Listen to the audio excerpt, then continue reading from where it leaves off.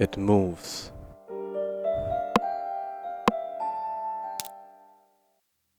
Bedtime. Bedtime is supposed to be a happy event for a tired child. For me, it was terrifying. While some children might complain about being put to bed before they have finished watching a film or playing their favorite video game, when I was a child, nighttime was something to truly fear. Somewhere in the back of my mind, it still is.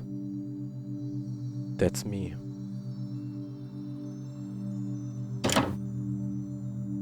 As someone who's trained in the sciences, I cannot prove that what happened to me was objectively real, but I can swear that what I experienced was genuine horror, a fear which in my life I'm glad to say has never been equaled. I relate to you all now as best I can, make of it what you will, but I'll be glad to just get it off my chest. My father. I can't remember exactly when it started, but my apprehension towards falling asleep seemed to correspond with my being moved into a room of my own. My mother.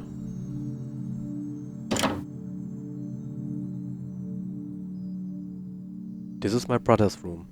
He told me yesterday to keep out of the room that we both had shared until then. I was 8 years old at the time, and until then I had shared a room quite happily with my older brother.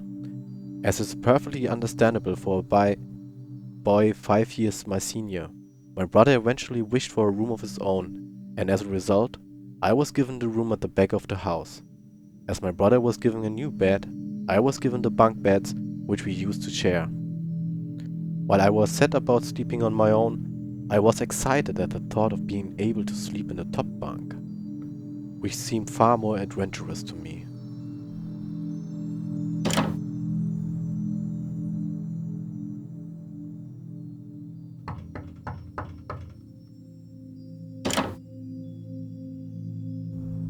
Alright, it's bedtime. Already? Yes, adults need to sleep. You see, you'll be sleeping alone for the first time. You excited? Yes, Mom. I didn't knew it better. Alright, I'm turning off the lights. Good night. Good night.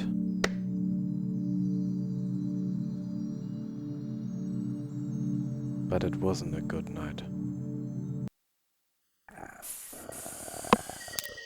I found myself in a strange jungle full of animal sounds. Somehow I knew there was only a way ahead and no way back. But a strange figure stood in my way. It acted as if it saw me and I just walked past it. There was a house with a strange ape-like creature on top of it. The water, dirty, things moving in it.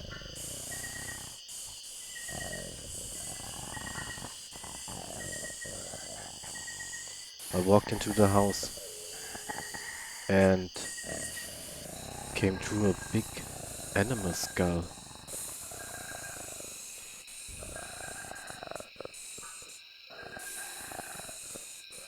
There was a strange face watching me through a window. Stalking is such a strong word. I prefer to think of it more as intense research on one individual. By the way, your missing sock is under your bed with me. Just kidding. Ah, a cold, unwelcoming breeze comes from the bottom of the stairs. I had to go down. It was a huge cave. I could sense it was very huge and it was dark. Something was moving behind me, following me. I tried to stay calm and kept just moving. Strange plants were in here, red liquid seeping from a mushroom, looking like blood.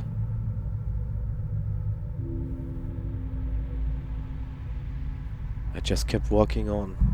Bah! A huge face-like creature disappeared in front of me. Stones blocked my path.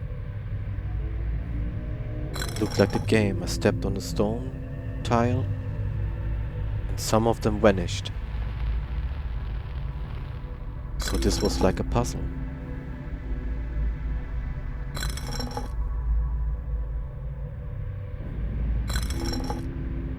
I kept trying more of them, but then stones vanished.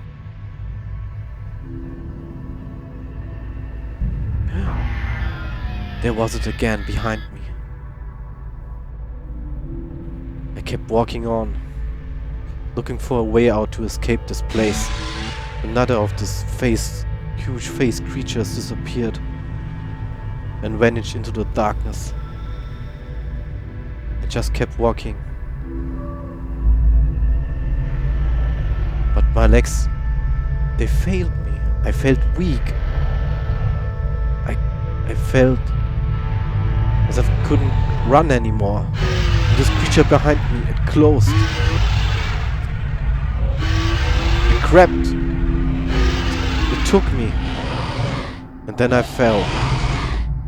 Like in a bottomless pit. The next morning.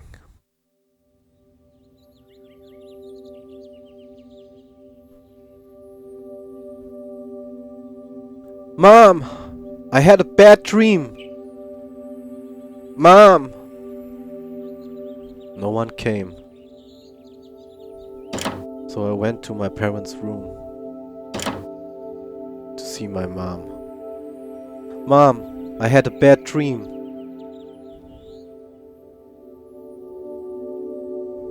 Sweetie, what's wrong? I had a bad dream. Oh, that's too bad, sweetie. I'll be up in a minute and we can eat breakfast together. Alright, hurry up, please. Go change your clothes and I'll be there. Okay.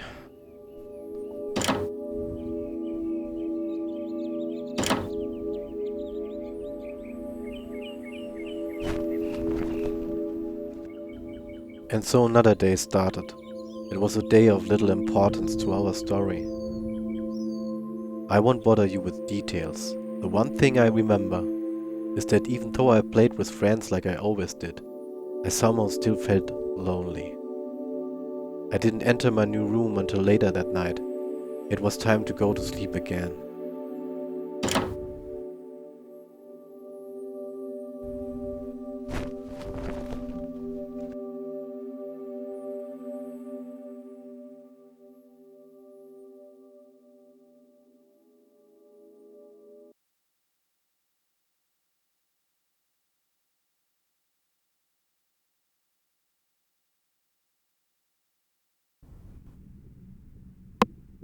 Another bad dream. Found myself in a factory-like place. The paths blocked by stone walls and strange sounds coming from everywhere. There was no way out. And I noticed there was a red switch on the wall and a green smiling face painted. I pressed the switch. There was a sad face. Oh, another game. This was the wrong switch. So I started with the first smiling face, left the sad face out, and pressed another with a smiling green face on the wall. Still, the path blocked. Sad face switch, and the last one.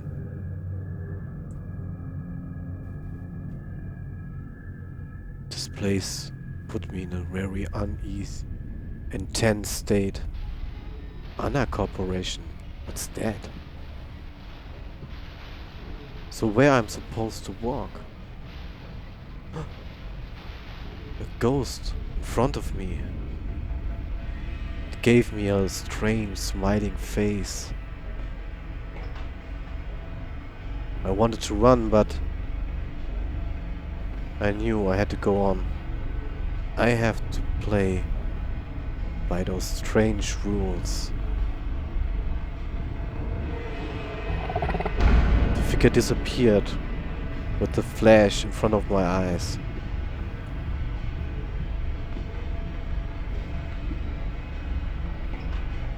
So, another strange figure crossed my path. I kept running, in need of finding the way out of here.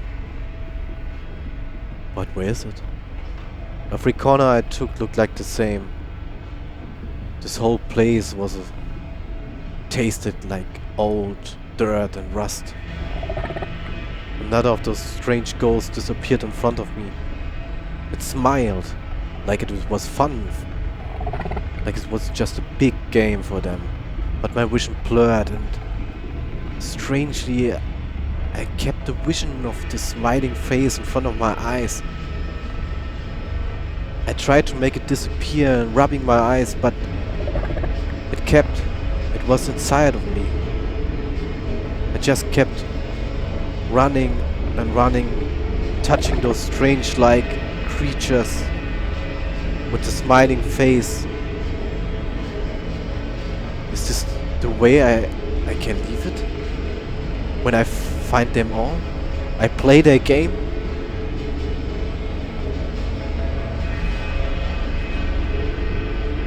It was like defeat of my fear. And they truly enjoy that I'm running around in this place full of horror.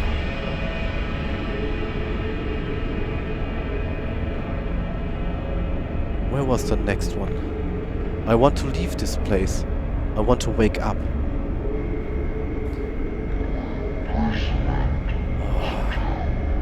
Someone talk to me. There's one. The vision became stronger.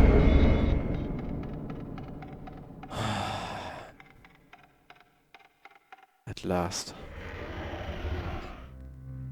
When you awaken from a deep sleep to something moving or stirring, it can take a few moments for you to truly understand what is happening. The fog of sleep hangs over your eyes and ears even when lucid. Something was moving. There was no doubt about that. At first I wasn't sure what it was. Everything was dark, almost pitch black, but there was enough light creeping in from outside to outline that room. Two thoughts appeared in my mind almost simultaneously. The first was that my parents were in bed, because the rest of the house lay both in darkness and silence. The second thought turned to the noise, a noise which had obviously woken me.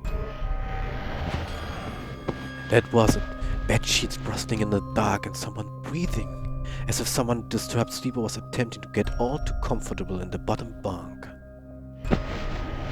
I lay there in disbelief, thinking that the noise was either my imagination, or perhaps just my pet cat, finding somewhere comfortable to spend the night. It was then that I noticed my door, shut as it had been as I'd fallen asleep. Perhaps my mom had checked in on me, and the cat had sneaked into my room then. Yes, that must have been it. I turned to face the wall, closing my eyes in the vain hope that I could fall back to sleep. As I moved, the rustling noise from underneath me ceased. I thought that I might just disturbed my cat. But quickly I realized that the visitor in the bottom bunk was much less mundane than my pet trying to sleep, and much more sinister. As if alerted to and disgruntled by my presence, the disturbed sleeper began to toss and turn violently, like a child having a tantrum in their bed. I could hear the sheets twist and turn with increasing ferocity. Fear then gripped me, not like the subtle sense of unease I had experienced earlier, but now potent and terrifying. My heart raced and my eyes panicked, scanning the almost impenetrable darkness. I let out a cry. As most young boys do, I instantly shouted on my mother. I could hear something steer on the other side of the house. But as I began to breathe a sigh of relief that my parents were coming to save me, the bunk bed suddenly started to shake violently as if gripped by an earthquake, scraping against the wall. I could hear the sheets below me thrashing around as if tormented by malice. I didn't want to jump down to safety as I feared the thing in the bottom bunk would reach out and grab me, pulling me into the darkness, so I stayed there, white knuckles clenching my own blanket like a shroud of protection. The wait seemed like an eternity. Then the lights turned on. What's wrong? Did you have a bad dream? I cried and my mother consoled me. Tears of fear, followed by relief, streamed down my face. Yet through all of the horror and relief, I did not tell her why I was so upset. I cannot explain it, but it was as though whatever had been in that bunk would return if I even so much as spoke of it. Whether that was the truth, I didn't know, but as a child I felt as if that unseen menace remained close, listening. My mother lay in the empty bunk, promising to stay there until morning. I remember the next day wanting to go anywhere, be anywhere, but in that suffocating room. It was a Saturday and I played outside, quite happily with my friends. Although our house was not large, we were lucky to have a long sloping garden in the back. We played there often. As much of it was overgrown, we could hide in the bushes, climb in the huge sycamore tree which towered above all else, and easily imagine ourselves in the throes of a grand adventure. As fun as it all was, occasionally my eye would turn to that small window in my room, ordinary, slight, and innocuous. But for me, that thin boundary was a looking glass into a strange, cold pocket of dread. Outside, the lush green surroundings of our garden filled with the smiling faces of my friends. Inside, the feeling of something in that room, watching me play, waiting for the night when I would be alone, eagerly filled with hate. It may sound strange to you, but by the time my parents ushered me back into that room for the night, I said nothing. I didn't protest. I didn't even make an excuse as to why I couldn't sleep there.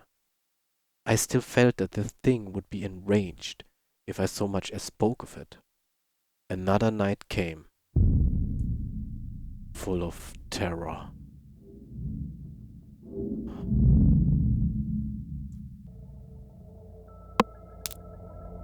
I was on top of a bridge with a huge skull in the back and horns chained to the ceiling.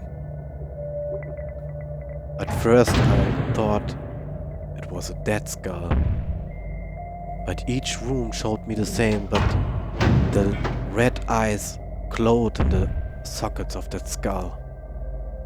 I just kept running, but every room looked like before. The red eyes kept watching me, full of hate.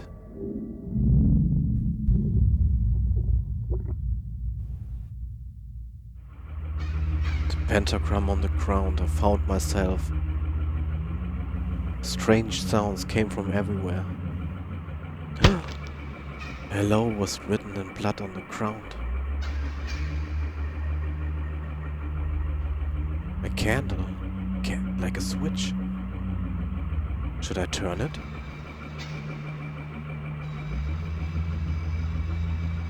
Surely this was another game for them. And I have to play by the rules. Somewhere, something moved. Iron doors are blocking my way. A strange figure with a creepy face in front of me disappeared. Is he somewhere here? Iron doors kept blocking my way. I started to run, looking for the next way out here. But but everything was blocked.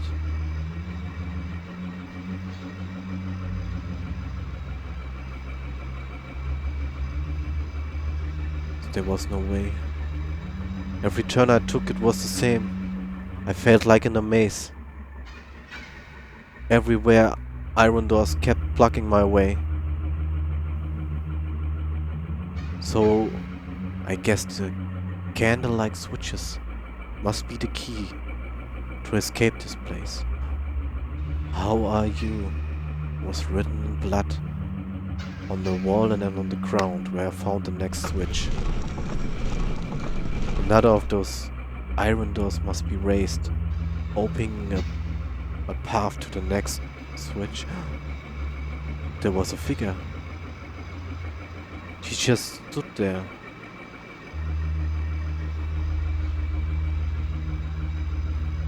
This place was getting creepier and creepier. Those strange sounds. Then I found the next one. My whole world reduced to finding the next candle-like switch. I tried to stay calm, but the place took me. My vision got blurred. A huge smiling face visualized in front of me, accompanied by this strange music. Like in a circus.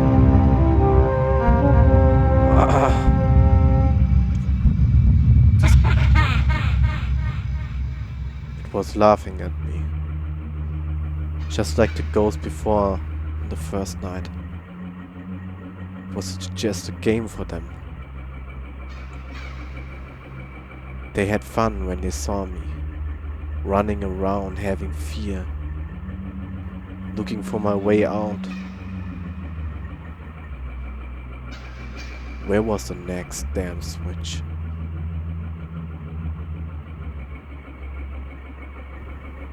I pressed it. I heard something like a river. Then I saw it was a river of blood. Blood flowing out from sewer-like holes in the wall. Again I started to run, looking for the next candle. Surely there must be a way out. Or maybe this time they won't let me escape. They won't let me wake up from this nightmare. A huge pile of blood, gore and skulls. The candle. That thing moved. I run. There was one. Hopefully it's the last. Another one. How many are left? This whole place is trying to make me insane. There, I found it. So this time I have to go to the place where the strange figures stood behind the iron door closed. He's away.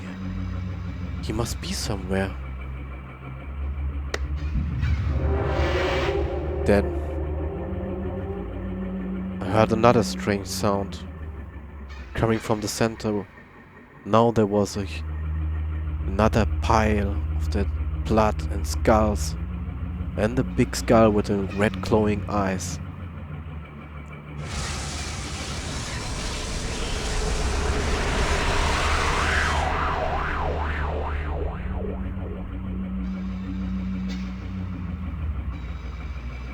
To be continued.